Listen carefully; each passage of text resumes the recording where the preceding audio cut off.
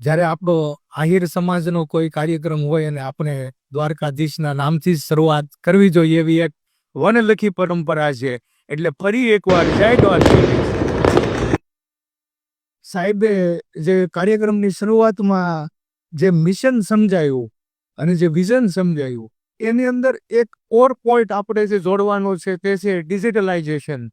સમયની સાથે જો આપણે બદલાવ કરીશું તો જ બાકીના યુગની સાથે આપણે તાલ મિલાવીને ચાલી શકીશું. તો આપણે એ બાબતની જો ડિજિટલાઇઝેશન કરવાનું હોય ત્યારે અમે ઘણા જ ડોક્ટર્સ મિત્રોના સુઝાવ લીધા અને ડોક્ટર્સ મિત્રો સાથે ચર્ચા કરી કે અત્યારે જે ડિજિટલ સોફ્ટવેર માર્કેટમાં ઘણા બધા અવેલેબલ છે તો એ સોફ્ટવેરમાં તમને કેટલી સરળતા પડે છે અથવા તો કેટલો ડોક્ટર્સમાં અત્યારે જે સોફ્ટવેર અવેલેબલ છે માર્કેટમાં એમાં મોસ્ટલી એવું માર્ક કરવામાં આવ્યું કે ડોક્ટર્સનો સમય ડેટા એન્ટ્રીમાં વધારે જાય છે રાધર ધેન પેશન્ટ કેરમાં. તો ડેટા એન્ટ્રીમાં જે સમય જાય છે એને આપણે ડોક્ટરો સાથે વિચાર વિમર્શ કર્યો કઈ રીતે રિડ્યુસ કરી શકાય.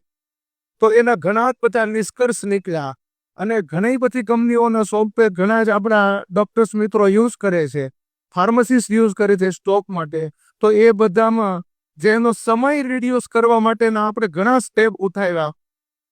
આવા ઘણા બધા લોકોના ઘણા બધા જે સજેશન હતા એ સજેશનને આપણે ત્યારબાદ એક ડિજિટલ સોફ્ટવેરની અંદર કન્વર્ટ કર્યા જેનું નામ છે એરોબડી.